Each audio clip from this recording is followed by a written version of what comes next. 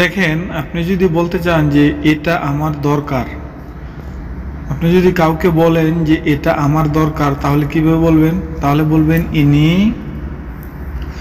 সায়া পারলু, ইনি সায়া পারলু, এটা আমার দরকার। আপনি যদি কাউকে বলেন যে কোনো একটা নির্দিষ্ট জিনিস দেখিয়ে যে এই জিনিসটা আমার দরকার বা এটা আমার দরকার, তাহলে এভাবে বলবেন, সে খুব সহজে বুঝে যাবে। দেখেন শব্দগুলো, ইনি হচ্ছে এটা, সায়া হচ্ছে আমার, পারলু হচ্ছে দরকার। হ্যাঁ, পারলু শব্দটা হচ্ছে দরকার। যেই কোনো ক্ষেত্রে আপনি যদি পারলু শব্দটা ব্যবহার করে বলেন যে পারলু, এর অর্থ হবে দরকারি। পারলু শব্দটা হচ্ছে দরকারি। সায়া হচ্ছে আমার, এই সায়া শব্দটা অনেক সময় আমি হয়, অনেক সময় আমার হয়, অনেক সময় আমাকে বোঝায়। এবং যে ইনি, ইনি শব্দটা ইহা বুঝায়, এটা বুঝায়, এগুলো বুঝায়। আপনি যদি এগুলো বলেন সেক্ষেত্রেও ইনি শব্দটা ব্যবহার করবেন। যদি আমার বলেন তাহলে সায়া পুনাও বলতে পারেন। শুধু ভেঙে বললে, শুধু শুধু ভেঙে যদি বলেন তাহলে বলবেন সায়া পুñা, মানে আমার। আর যদি কোনো শব্দের সাথে লাগিয়ে বলেন তাহলে বলবেন সায়া, তাহলে হবে আমার। হ্যাঁ, কোনো শব্দের সাথে মিলিয়ে বললে। তারপর আপনি যদি বলেন যে ইহা অথবা এটা আমার দরকার নেই, যদি বলেন যে এটা আমার দরকার নেই, তাহলে বলবেন ইনি সায়া তাক পারলু অথবা তিডাক পারলু। তিডাক এবং তাক একই শব্দ। আপনি যদি বলেন যে ইহা অথবা ইনি, এটা আমার দরকার নেই, তাহলে বলবেন ইনি সায়া তাক পারলু অথবা তিডাক পারলু। তিডাক শব্দের অর্থ হচ্ছে না এবং তাক শব্দের অর্থ না, একই শব্দ, একই অর্থ বোঝায়। ইনি হচ্ছে ইহা অথবা এটা, সায়া হচ্ছে আমার, তাক শব্দের অর্থ হচ্ছে নেই অথবা না। পারলু যে শব্দটা, পারলু হচ্ছে দরকার, এই পারলু শব্দটা দরকার। সো কিভাবে বলবেন? ইনি সায়া tidak perlu অথবা ইনি সায়া tak perlu, ইনি সায়া tak perlu। মালয়েশিয়ান ভাষায় আমার অনেক ভিডিও রয়েছে আমার চ্যানেলে। যারা প্রথম থেকে মালয়েশিয়ান ভাষা শিখতে চান, আমার চ্যানেলের মধ্যে অনেক ভিডিও রয়েছে, সেখান থেকে যে কোনো ভিডিও আপনারা দেখতে পারেন। সেখানে একদম বেসিক লেভেল থেকে হাই লেভেলের লোক যারা পুরাতন আছেন তারাও শিখতে পারবেন। আমি সবসময় মালয়েশিয়ান ভাষায় নতুন নতুন ভিডিও আপলোড দিয়ে থাকি। তো যারা এখনও আমার চ্যানেলটি সাবস্ক্রাইব করেননি, আমি অনুরোধ করব আমার চ্যানেলটি সাবস্ক্রাইব করে পাশে থাকবেন এবং ভিডিওটি ভালো লাগলে লাইক করে কমেন্ট করে জানাবেন আপনাদের মন্তব্য। তারপর আপনি যদি বলেন যে আমার মোবাইল হারিয়ে গেছে, অনেক সময় আমাদের হাতের ফোনটি খুঁজে পাই না, হারিয়ে যায়। সো আপনি যদি নতুন অবস্থায় কাউকে বলতে চান যে আমার মোবাইলটা হারিয়ে গেছে, তো কিভাবে বলবেন? বলবেন telepon saya hilang। telepon saya hilang, হিলাং হচ্ছে হারিয়ে যাওয়া, টেলিফোন হচ্ছে মোবাইল, সায়া হচ্ছে আমার। হ্যাঁ, telepon saya hilang অথবা এভাবে বলতে পারেন telah hilang telepon saya।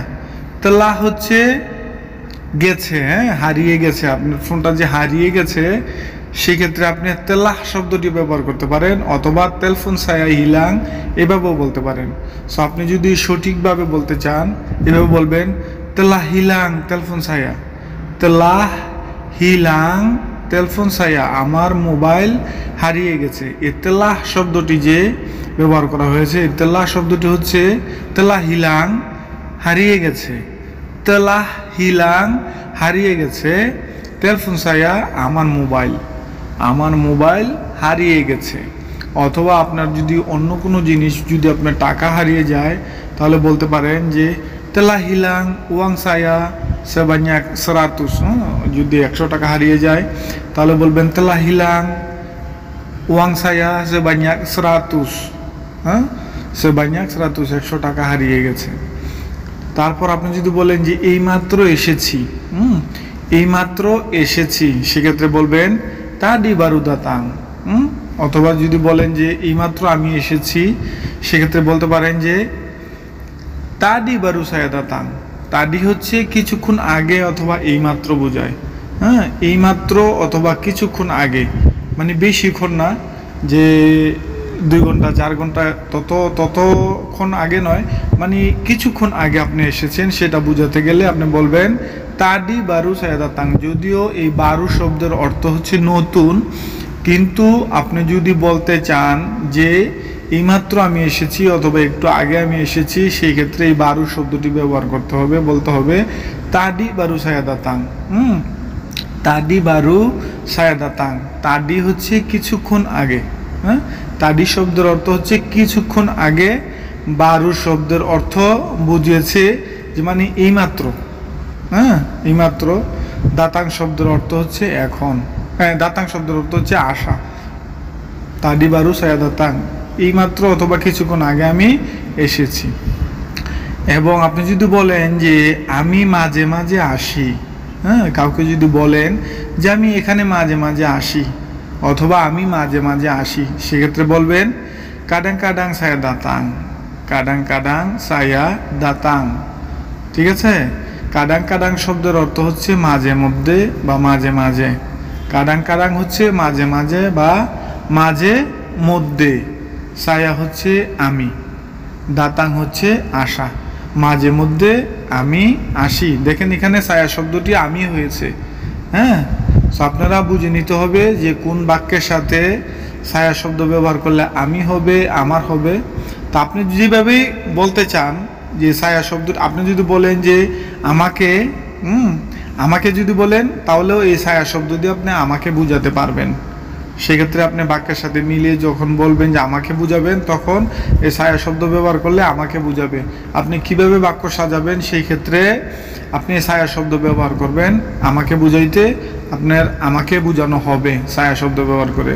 kadang-kadang হচ্ছে মাঝে মাঝে, saya হচ্ছে আমি, দাতাং হচ্ছে আশা বা আসি।